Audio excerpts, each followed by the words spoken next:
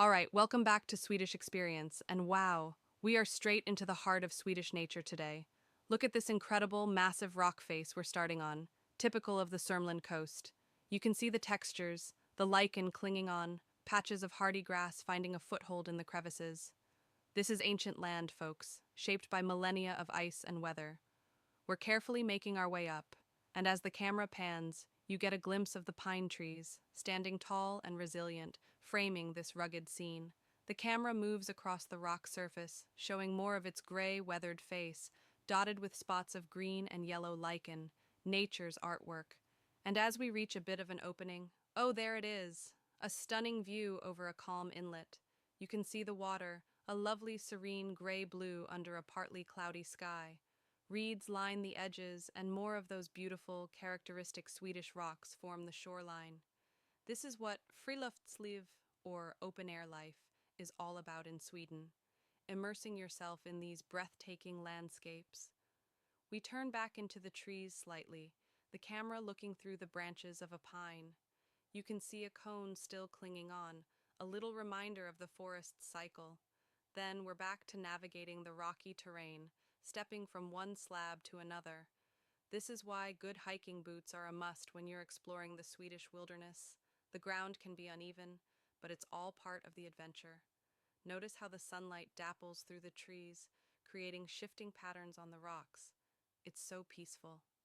The path continues over these smooth, glacially scraped rocks, interspersed with patches of dry pine needles and moss. You can see the roots of the trees sometimes exposed, gripping onto the thin soil. It's amazing how life thrives here.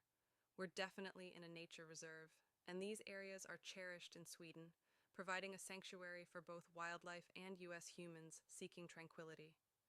The camera dips down to show the forest floor, a tapestry of brown needles, small stones, and sturdy tree roots weaving their way across the ground. We then navigate between some pine tree trunks, their bark rough and patterned. Look ahead, you can see more of the path winding through the trees, over more of these impressive rock formations.